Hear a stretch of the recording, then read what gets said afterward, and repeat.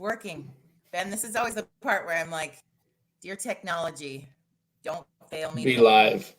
I know. Hey, trust me, I run a podcast. I know about technology. And some days you're on cloud nine, and other days you're like, I don't got this today. We've only had one show so far that the audio got cut out and it didn't record, so we had to redo a couple segments. But other than that, it's been pretty good. Yeah. Well, We got guys running it for us. Yeah. Well, I was on the radio for over 20 years, and I know the feeling of, I remember one time I did this interview with Tom Jackson, and he was just like, he was so lit that day. Like he just was like dropping philosophical bombs, and and I was like, oh, this was the best interview I've ever done. And it didn't record one. Yeah, that sucks. Sucks. And then you got to go back, and you can't. Sometimes you can't do it exactly the same. No. Michaela's here. Good morning, Mick. Good morning, Sue. We'll just give people another little minute, and then I'm gonna ask you about your podcast so people can hear about it. Sure, yeah, no worries. I was creepy on the weekend. Oh yeah. Who is this guy? Yeah, it's all good. Anyway, and I was watching some of your, what did you call it? The Sheet Show? Yeah, on Sportsnet. Yeah, those were kind of fun. Yeah, they were good. They're just kind of a fun little thing that we started with the curlers, just to kind of give some new content to the fans, all the psycho curling fans out there that love it, right? So there's some behind the scenes action for them. Well, I was going to say, and curling fans, have you noticed, like, are they as crazy as they seem? Some of them, not all of them, but I think any sport fan that's sports fans are intense in a good way. Yeah, any sport fan, I think, that's over the top about their sport are probably the crazy fans. But we have some of those like any other sport. But for the most part, they're all pretty good. But they've enjoyed the little banter with me and the players and shooting the shit behind the scenes. So we've been rolling with it for a few years now. Yeah, it works. I think the most exciting part of this technology that we've had is for people to see into other people's homes. Are you one of those people, like, when you go for a walk and you see somebody's curtains open? Are you the person that kind of, like, as you're walking, would peer in and see what's going on in their living room? I'm not that guy, but I've seen those people walking behind my house for sure. You're just like, what's on TV and what kind of, I'm not trying to see anything appropriate, really. Just more like, what kind of paintings do you have? Sure. What kind of colors your granite? Kind of home decor is here. That's good. Exactly. Anyway, welcome to Virtual Coffee Club. Of course, this is WTF Wednesday. So if you feel like at any moment, Ben, you need to drop an F-bomb or you need to get something off your chest that's been bugging you, this is the day that we do that. So we gather together on Wednesdays to get a few things off our chest, because every once in a while we've got the giant eye roll or things that are making us a little bit crazy. So this is a safe Switzerland place to do that. All right. I like it. It's right up my alley. Anybody who doesn't know, this is Ben. We get Morris, so we went with the next best. But that's the goods. Some people are busy and some people aren't. No, I'm just kidding. We're excited you here. You are a two-time Olympian, so I wanted to talk to you during Olympic week, because I'm hoping people are getting kind of some Olympic fever. Are you? Yeah, I mean, I got my Olympic shirt on here that I'm wearing from 2018 when I went to the games, and I've been trying to follow. It's been a little shitty with the time change. You haven't been able to see too much of the stuff. I kind of just read a lot of it the next day on the Twitter machine. But I've been following. I stayed up till midnight the other night. I watched the women's softball. I'm a big softball fan, so I watched that game. I've been watching the swimming because it's always on, prime time here, 8 to 10 p.m. But some of the big events coming up that I do enjoy, I'm going to follow. Obviously, the track and field's coming up. I'm pumped for that. The golf, the tennis. There's some events that didn't even know that were in the Olympics that are in the Olympics. So it's been hard to follow those. But the Summer Games just has so many damn sports. It's crazy compared to the winter. So, and some of them are kind of odd. Oh yeah, no, there's And I'm definitely only some not, weird ones. I fully believe all of the things that are being performed at the Olympics take huge athletic ability, which I do not possess. So I give a disclaimer on that. But I mean, skateboarding, when did that become an Olympic sport? Yeah, I don't know. I mean, I'll say this about the skateboarding. The positive thing about skateboarding is to be able to do that sport, you ready? You got to be fucking nuts to do that. Yeah. So many broken bones through training. And the one thing I thought that was weird about it was that the champions were 13, 14, and 15 years old. Yeah. So that's the part And I for me kind of that's felt like, bad. if a 13 and Yeah. 14-year-old are winning the Olympics, it probably shouldn't be in the Olympics. Well, especially when the woman from the US was 34. Like, how do you feel as a 34-year-old competing against the 13-year-old? Like, that's got to feel. It's a I bit have a weird for moment where sure. you're like, am I old Although balls or I, do I still got this? Yeah. Yeah, although if you're the best of the best, I know I think we have like a 14-year-old swimmer on our women's relay team, right? Or one of our top swimmers is 14. So maybe the young people are just taking over the world. Who knows? Yeah. Well, I guess it's their turn, but still, it feels kind of sad if you're aging out in your 20s in the Olympics. Yeah, no doubt. I'd So, already be done. what was your experience like? Because you went a couple of times. Yeah, I went And twice. I you went to won one. I won one of them. Vancouver Olympics in 2010. Really cool experience. Very, very, I would say easy experience because it was in Canada. There wasn't a lot of travel. It was pre-COVID, all the nonsense all the athletes are having to do now. All of our family and friends could come. So it was super easy for that kind of stuff. Set them up with hotels. Tickets were easy. And obviously, at the end of it was amazing because we won a gold medal in front of our home country. And so that was pretty special, right? So kind of a Cinderella story with a cherry on top. And then when we went to Korea, everything was way, way different. We didn't even stay in the Olympic Village in Vancouver.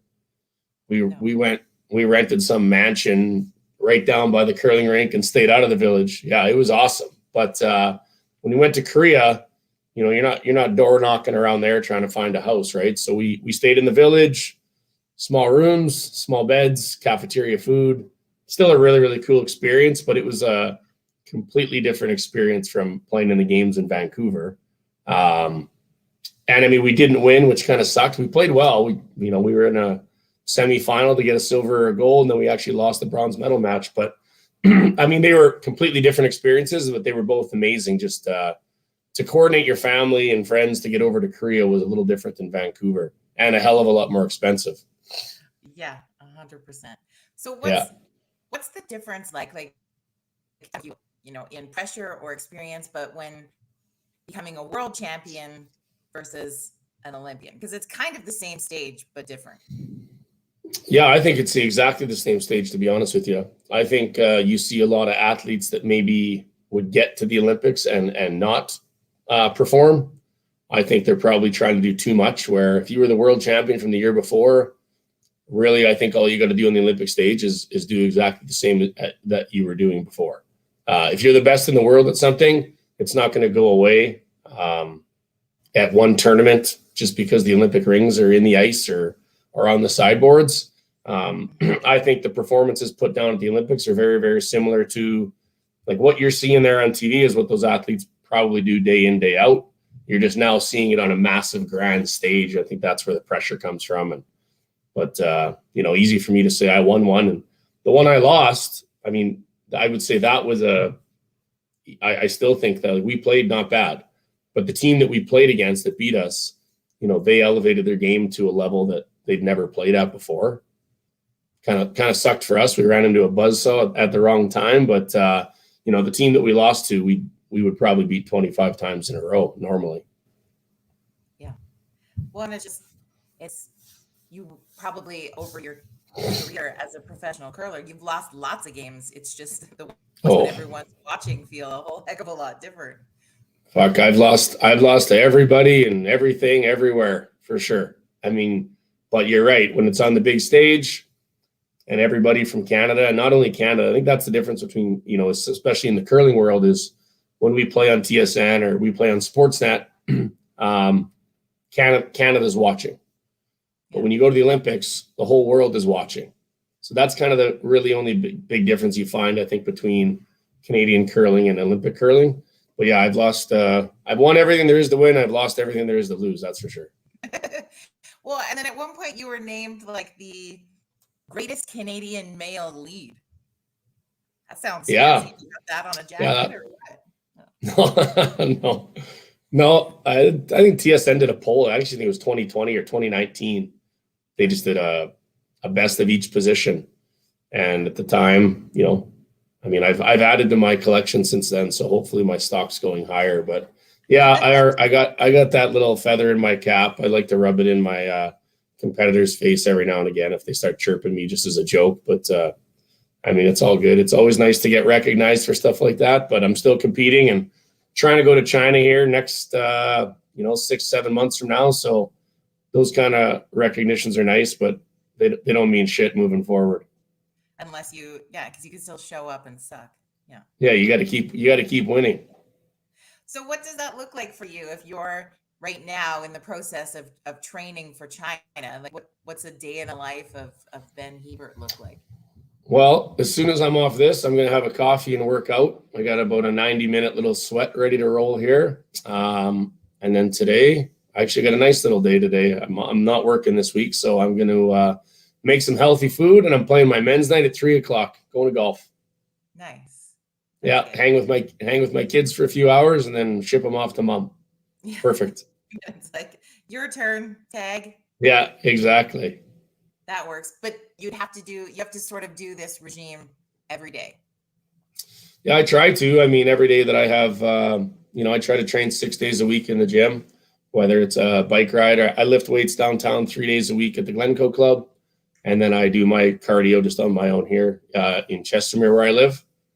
And then once the ice comes in, the schedule gets completely thrown upside down because you try to practice on the ice and in the gym, and not like I'm 38, so I can't be doing 2 hours in the gym, 2 hours on the ice. My body will fold up like a cheap tent. So try to find a good balance.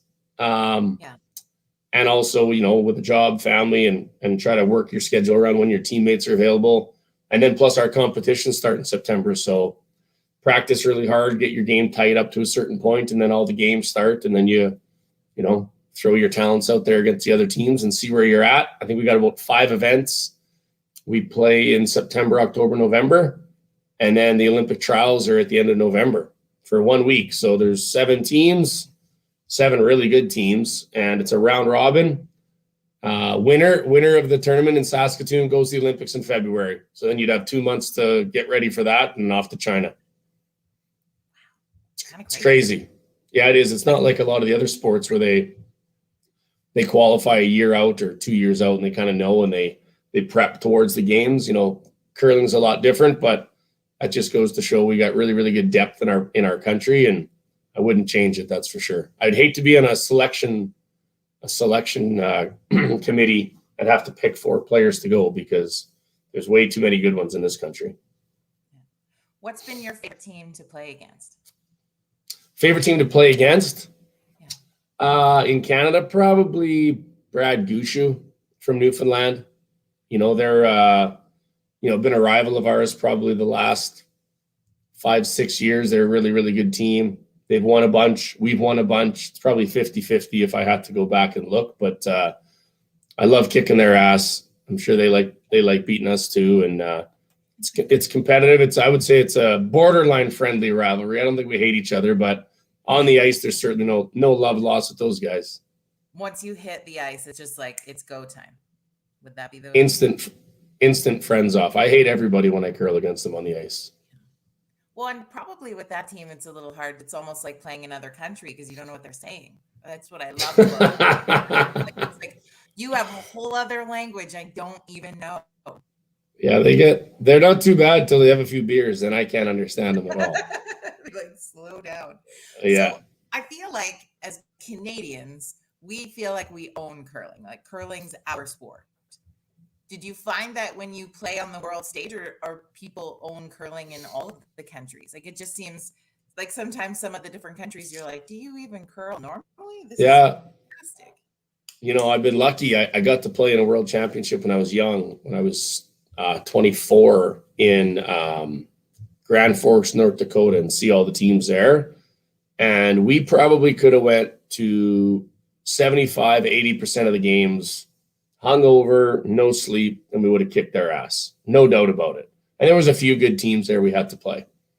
And then as 2009 came along, 2010 Olympics, and I played the World Championships in 16 and again in 19. And then the Olympics in 18, and then the Worlds again in 19. Canada, I will say this about Canadian curling. We definitely have the most depth. We have the most good players and good teams. But those other countries, they basically have 4 curlers in their country, and that's all they do is curl and train. And they're starting to get, whether they're as good or better than a lot of the Canadians now. I mean, it's really, really tough to win a world championship these days. Yeah. So we like to think we own curling, but that's a kind of a thing in the past. Yeah. It's like, surprise, we don't. Yeah. Well, both of our men's and women's teams this year that went to the world championships finished 6th. Yeah.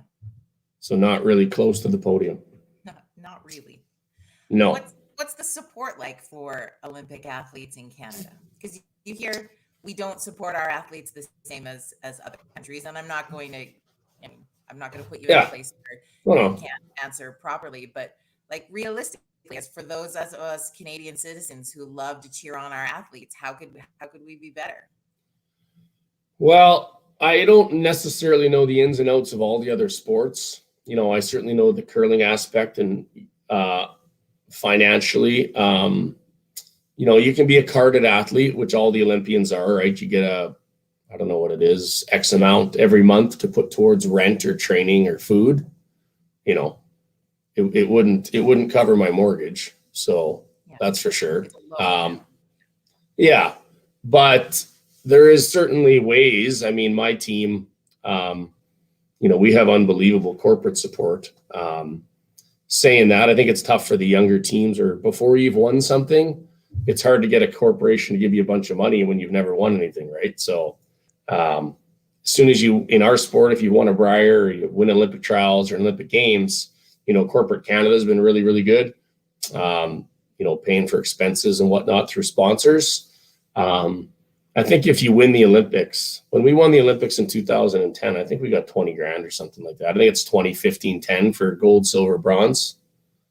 So, yeah, I mean, I don't know a lot of Winter Olympians or Summer Olympians that don't have another job, if that's what you're asking me. But we don't do it to get rich. I mean, you're doing it because you have a chance to go to the Olympic Games. And if all I got to do is work a little harder and have a side job on the go. I mean, I'm certainly not going to change that for the world. And I think any athlete that's been to the Olympic Games and you get to walk through the opening ceremonies and your hair standing up on your arms, it's not about the money at that point. But I got a good story. When I won the Olympics in 2010, I got a check from the government for 20 grand, and it came like a GST check, right? Like a tax return. So I was like, well, I don't want to blow this. I want to do something with it so I can say I actually bought something with my money. So I bought a truck. I traded in my, I don't know what I had, like some type of Chevy Blazer or something. And I bought a Nissan Titan truck, paid cash for it. Used my whole check plus my trade-in. So I was all pumped. I had no vehicle payment. I was like 26 years old, driving a brand new 2011 Nissan Titan, feeling really good about myself. I think that would have been in like July, August after we won the Olympics in February. And then come around next March, I got a tax thing in the mail that I owed $6,000 on my Olympic money. I'm like, why the fuck didn't they just give me 14,000? So just cut it lower. Like, I don't have that. It's in my truck. Yeah, exactly. Texas. There's another great thing we could rant about on a WTF Wednesday for sure. That's right. So I looked this morning, and our medal count this week for Canada we have 9 medals this morning. I don't know if that's good or bad or otherwise, because I've never really kept track, but I think it's better than 0. All the ladies too. Yeah. All ladies winning medals for the country. Good for them. That's awesome. The men are going to have to pick it up here and start holding their weight. Yeah. Well, Yeah. I mean, you have to Uh, imagine how different this experience must be. One, with COVID, and two, the fact that there's been like a typhoon swirling around Japan for the last few days. It's like has there? I didn't even see that. they're under typhoon warning. Yeah. Jesus. Well, that'd be a bit scary, especially in the They were village worried there. I don't think. they're going to have to change some of the days people were going to compete or whatever. And I was like, oh gosh, what will the surfers do? Yeah. Yeah. And I saw. Yeah. Yeah. You Well, I watch any of saw. that. I have a hard time with surfing being an Olympic sport. I'm not going to lie. I've only. Again, that takes some Yeah. talent, but really, surfing? I mean, I don't really know anything about surfing. I tried it one time in Hawaii, and I remember swimming out on my board, and I was terrible at it. But I remember the next day my ribs were so damn sore from swimming out on that damn board. I'm like, so I can't really chirp surfing, but I don't know one damn thing about surfing. No, their I didn't even know. strength has got to be astronomical, honestly. Like they're in good shape, don't get me wrong. Yeah. But I just always wondered, like, because it's such a, I don't know what the word is that I'm looking for, but there's no way to regulate the waves versus other waves when people compete, right? Like if you think of, if I was, because I watched that girl from China that's 13 win the gold medal in skateboarding. And I mean, all of their equipment, everything's the same. It's all regulated. Like surfing, gosh, like maybe you get a great wave, maybe you don't. Like it seems so all over the place. Yeah, that's a good point. And any judge sport is hard for me. I mean, man, you get in, you hear about all the scandals and people getting paid off, and we're hopefully past those days. But any judge sport is hard for me to really get into. Like all my favorite sports are the ones where there's a winner and a loser, and there's no doubt on who it is. So those are my favorite sports. But surfing's not the weirdest sport in the Olympics, that's for sure. I didn't even know surfing was in the Olympics. No. But the Summer Games has a whole whack of sports that I had no clue about. Yeah, that one's it. Olympic sport. I don't understand that. Yeah, I thought rock climbing was just kind of something fun to do if you wanted to go to a birthday party or do on the weekends who like heights. Yeah, I mean, I'm probably going to get shit for this because people say curling is not an Olympic sport, but I've been to two of them, so it seems more that? So. Maybe we're just used to it. Maybe it's because there's all these things in the Summer Games that we're just not used to. But speed walking, those things make sense. Yeah, I mean, speed walking is unbelievable that's in the Olympic Games. Speed walking? I did not know this. The speed walking's in the Olympic Games. So you can't, I don't know if you can't have your heel come off the ground or how you do it, like when you step, but you have to like move your shoulders in a certain way. Yeah, it's in there. Really a lot in your bum wiggle. Yeah, I don't know. I just saw it in there. I was like, wow, it's amazing. Yeah. So they're really stretching it. Yeah. And then I heard they're taking softball out of the Olympics after this one. I'm like, it's my favorite sport to watch. I know. Yeah, brutal.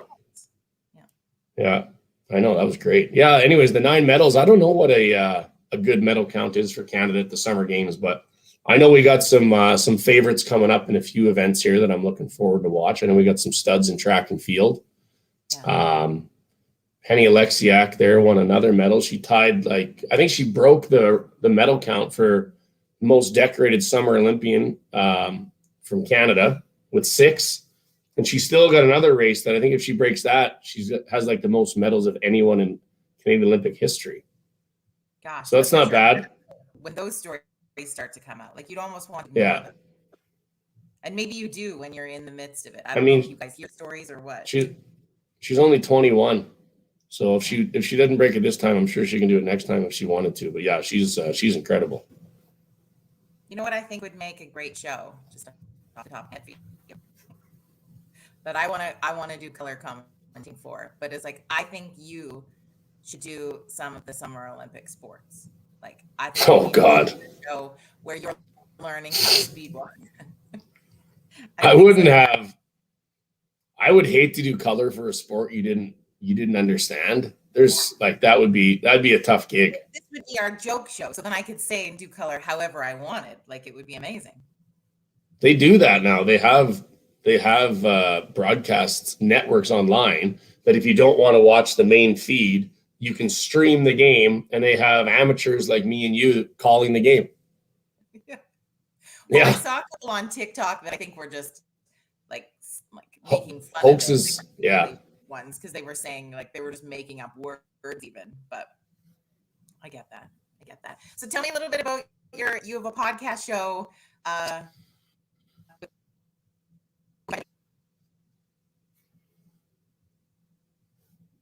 Oh, you froze up on me there. You back? You're back. Am I here? Hello? The virtual coffee club got us there, being virtual. So like you're over the lady. Your podcast. Yeah. Myself, I'm actually in my studio right now, as you can see, but myself and the Calgary Stampeders quarterback, Bo Levi Mitchell, he's my neighbor, just lives up the street. We're really, really good friends. And during the pandemic, we were thinking of something to do. We were training, a little bored, and a bunch of our buddies were like, you guys should start a podcast. You guys are full of shit all the time. I'm like, it'd be fine. And anyways, made a couple calls, and we teamed up with Uninterrupted Canada. They're based out of Toronto. They're owned by, LeBron James, Drake, Vernami, Maverick Carter, Scott Moore, these big dogs. So they asked us to be their first Canadian podcast, and basically just come on and talk to a bunch of athletes and shoot the shit and tell some stories about our sporting days and give our opinion on a bunch of sports. And it's been a lot of fun so far. We've had some great guests. We've had some awesome conversations, and it's gaining a little bit of steam. So, we don't know where it's going to go or where it's headed, but we're really happy with where it's at. And it's just kind of something we're doing for fun on the side. Yeah. Where can people find it? Yeah, you can find it on Spotify, Apple, anywhere you get your podcasts. It's on YouTube if you want to watch it. You can see I'm in my studio right now. This is kind of our backdrop. Our guest last week was Penny Alexiak, who's lighting it up in the Olympics right now. Yeah. Nice. So that was kind of cool. So, and then we just had Calgary Flames former captain now. Sad, brings a tear to my eye, former captain Mark Giordano. He was on with us this past week, and he came on to talk about getting drafted to Seattle, and some good NHL content. We've had Doug Flutie, if you're a football fan, who's a Stamps QB forever. We had Kyle Lowry from the Toronto Raptors. We've had some professional golfers from the PGA Tour. Yeah, it's been really cool. Oh, fun. Yeah. So come on, check it out. Come check it out if you want to hear us shoot the shit. Well, just so you know, I did curl once in my life. Where are you from? I'm pretty awesome. Where are you from? I live in High River. But are you born and raised High River? Well, yeah, Southern Alberta for sure. Yeah. You're from Southern Alberta. You've only curled once. I know. Wow, that's weak. That's usually a couple of years ago. Wow. Yeah. Usually they're rural. I got drafted into it was a fundraiser, celebrity fundraiser thing for the boys and girls. No, for Big Brothers, Big Sisters. So I got to curl with Shannon Clybrink. Oh, that's a good one. That's a good pro to get. Because you have all these curling accolades, but my first, I don't even know what it's called when you let go of the shot. Your first shot. Yeah, right. Like I'm ashamed to Canada with my curling knowledge. She said it was the best first shot she's ever seen. Where did it go? I nailed it. I looked like I was a pro. I didn't play good after that at all, and I can't walk on the ice in those shoes. I almost fell, but that one shot. That's solid. I played a provincial championship in High River, 2011. I love that place. Yeah. Great little spot. We won. That's why I brought the story up, so I could let you know that we won the provincials out here. But we can self pump. Yeah, go to the glory days. Curling. I'd say this. It's like my love for golf. When I golf, I could go out and I could hit 10 or 12 shots just like a pro. Like you hit perfect golf shots and you feel like, man, this is amazing. But then you hit 70 other ones that are brutal, and then you realize why you're a hack. And I think that's why amateurs fall in love with golf. But I think it's the same thing with curling. Like you say, you came out and you had a couple beauties, but then you had a whole bunch of brutal ones. It's a sport where we're lucky as professionals that the amateurs can still do a couple decent ones because it brings some attention to the game, because we could never go out and hit a ball over the fence at the Sky Dome or block a slap shot from Mark Giordano. These pro sports, you could never go get hit by a middle linebacker on the Seattle Seahawks or, break your ribs. So I think that's what the big attraction to curling is. Amateurs like yourself can go out and throw a couple rocks and make a couple great shots and then have a beer with your friends. Well, and I mean, you make it look really easy. Yeah, it's not easy. Like just walking with those weird shoes on the ice, like that is a sport all into itself, honestly. The hardest sports to do is when you're not on your 2 feet on the ground. As soon as you're out, like, hey, surfing, skateboarding, as soon as you're on curling ice with a slider on your 1 foot, skating, all bets are off after that. Because if you've never done it before, it is you're Bambi out there. 100%. I was just like, oh, yeah. How am I going to play a game? I can't even, like, I'm going to have to crawl down to the other end. Oh yeah, we've done a couple charity events and learn to curl clinics where we've had a couple slip and falls that I thought, oh my God, that guy's going to have to go to the hospital. So, did he sign a waiver first? Yeah. Oh yeah, oh, absolutely. Okay. Well, I want to be conscious of your time and everybody else's, and so we'll let you go for today. But this has been so fun, and if you're willing, I'm going to ask you live, so I have to put you on the spot. But we would love to keep in touch with you. I know you'll be really busy through the fall, but if there's ways that we could touch base once in a while and see how the training's going, and we'll be a little cheerleader team through the fall if you're willing. 100%. If Johnny Mo's not available, you call me up. Okay, always. All right, that'd be perfect. Curling. That's what Mike was teasing me about. He's like, you only want that guy on because he's got great arms. I covered him up for you. My bad. It's the only good thing I have. You should usually run with what you got good, but I hid the weapons this morning. Well, let's ease into it. Like I had to be. That's right. So I appreciate that. So, right on. But it's been fun to connect, and thank you. And we'll be sure to check out that show. And I was just gonna keep pestering you to come back. Right on. You have a good one. Thanks for having me. Okay, thanks. See you later. Bye.